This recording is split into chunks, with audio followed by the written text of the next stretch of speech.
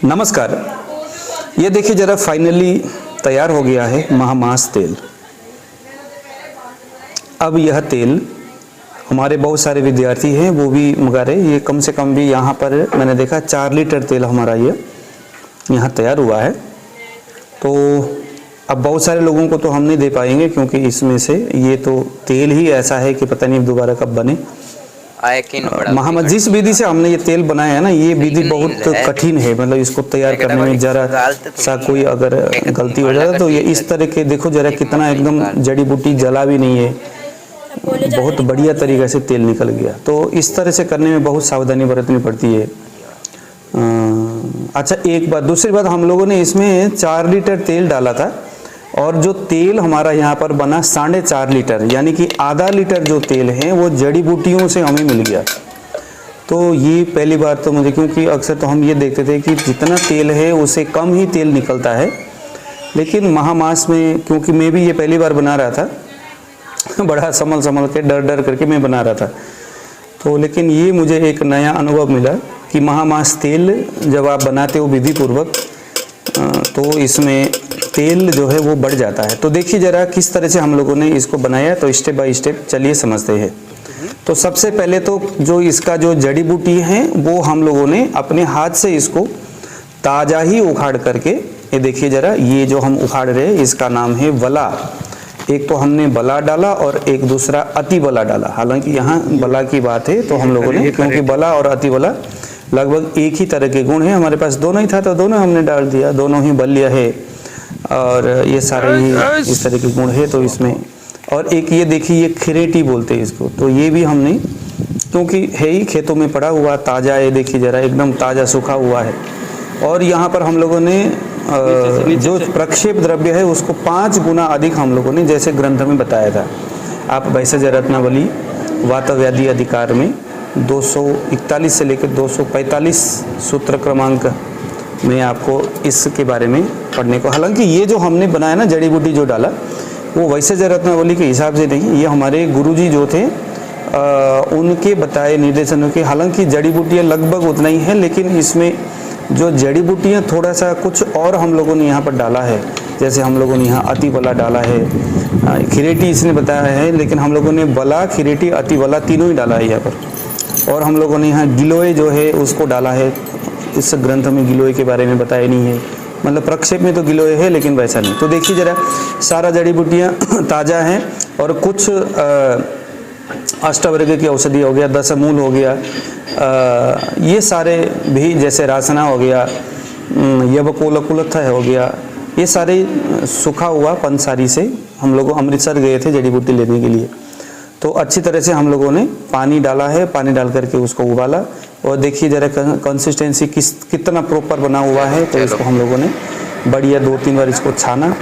एकदम ये दाल में ना गलती पता है क्या हो जाती है हमसे, लेकिन आप लोग अगर आप खुद इसको बनाना चाहोगे तो आपको दिक्कत कहाँ आएगी, जब ये प्रॉपर तरीके से काढ़ा जब बनता है पहले जड़ी बूटी पकाते वक्त तो एकदम गाढ़ा हो जाता है। तो गर्मा गर्म छानना होगा, ये ख्याल रखना, नहीं तो बाद में पूरा ही वो पत्थर झा हो जाएगा, जम जाएगा, पहली बात। दूसरी बात, गर्मा गर्म छानने के बाद उसको उसी वक्त गर्म काढ़ा जो है रहते ही 2-3 बार कपड़े से छान। देखो उतना छानने के बाद 4 बार छाना हम लोगों ने, फिर भी यहाँ पर देखिए इस जाली में फिर भी, क्योंकि वो दाल है ना, मूंग की दाल इतना ज़्यादा है, उसके अंदर कोंच हमने डाला है, जो जड़ी बूटियाँ हैं उसको भी हम लोगों ने पाउडर ही बनाया था। तो बाकी जो बला, एरंडा, मूल, गिलोय वगैरह हो गए, ये तो हम लोगों ने ताज़ा ही डंडा उसको कूट काट करके वैसे डाल दिया था तौल के। देखिए ज़रा 4 बार उस काढ़ा को छानने के बावजूद भी देखिए ये सारा मूंग की दाल है, लेकिन ये भी त्याज्य नहीं, फेंकने वाला नहीं है, इसको भी हम लोगों ने सुखाया है।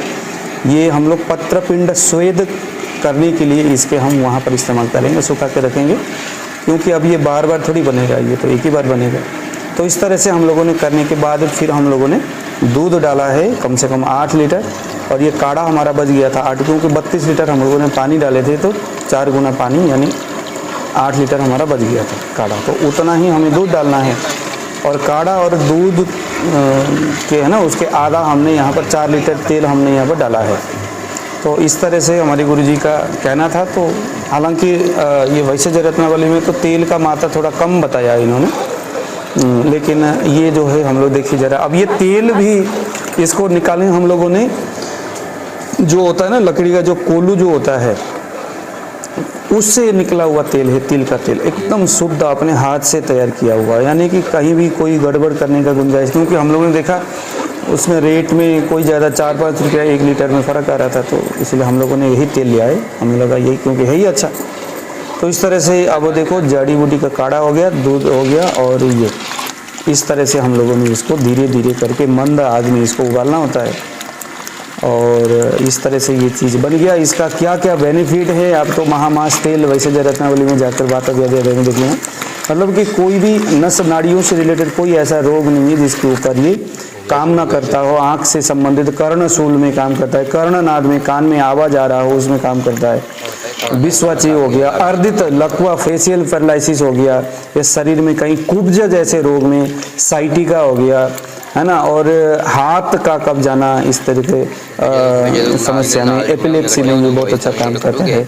ऊर्ध्व जत्रुगत जितने भी जो रोग है जैसे है ना मस्तिष्क से रिलेटेड जो समस्या हो गया, जैसे करके ना इसका जो प्रभाव है हमने देखा पैरालिसिस के ऊपर तो एकदम जानदार ये काम करता है, और पांडु रोग के लिए बहुत अच्छा काम करता है, शरीर को रोशन करता है, शरीर को हस्त कंपे सिर कंपे बाहु सोसे अवबाहु के अलग कितने जीवनीय बलान्योसा पचे तक से समझ। तो ये उन तमाम इस तरह की समस्याओं में, मतलब हमारे गुरुजी का कहना था कि बेटा आंख बंद न करो और ये महामास तेल का निर्माण करिए। तो देखिए जरा हम लोगों ने फाइनली बड़ी मेहनत से 3-4 दिन लगा करके तेल का निर्माण किया, तो फाइनली आप देखिए जरा इस तरह से तेल निर्माण हुआ है। यदि आपको ये तेल चाहिए, अभी तो 4 लीटर तेल हमारा तैयार हुआ है, हो सकता है इस तेल को हम दोबारा बनाएंगे, क्योंकि अभी तो पहली बार हमने थोड़े बनाए हैं, डरते डरते बनाए हैं, अभी अगर ख़राब हो गया तो सारा मेहनत ख़राब हो जाएगा। तो लेकिन ये भी सच बात है कि जो तेल है ना वो ज़्यादा क्वांटिटी में नहीं बनाना चाहिए, एक बार में वही 4 लीटर तक तेल बनाओ आप जड़ी बूटियों के उसी है ना मात्रा के हिसाब से ग्रंथ से सिस्टम। लेकिन इसका जो विधि है ना, विधि थोड़ा सा और है, थोड़ा अलग विधि है, वैसे जय रत्नावली से थोड़ा अलग विधि है इसका। तो इस तेल का प्रभाव हमारा गुरु का मानना है कि ये वैसे रत्नावली से काफ़ी ज़्यादा है, और ये देखिए जरा इस तरह से तेल हमने बनाया। अब ये आई थिंक 50-50 ml का, क्योंकि ये तो बस बूंद बूंद करके, अब ये बाजार के जैसा है नहीं वैद्य के हाथ से अपने तरीके देखो बनाने के सारा वीडियो हमने आपको दिखाया, कहीं से भी गलती का कोई गुंजाइश रहा नहीं। अब ये तेल एकदम ओरिजिनल है, इसको हम पेशेंट को 3-3 4-4 बूंद देंगे तो भी पर्याप्त है। अब बाजार में तो आप 10-10 चम्मच दोगे तो भी कोई फर्क नहीं पड़ने वाला, ठीक है। अब इस तरह से निकला हुआ जो तेल है थोड़ा सा कॉस्टली भी होगा, और क्यों अब ये कम मात्रा में भी आपने इसका इस्तेमाल करना है। 3 बूंद 4 बूंद 1 कप गर्म दूध में डाल करके आप रोगी को दोगे तो पर्याप्त है, बहुत ज़्यादा देने की ज़रूरत नहीं। इसीलिए मैंने देखा मेरे जो स्टूडेंट हैं उनको मैं 50-50 ml करके इसको बनाऊंगा। तो देखते रहिएगा, आने वाले वीडियो में भी हम इसी तरह से चर्चा करेंगे। दीजिए आज विदा, नमस्कार।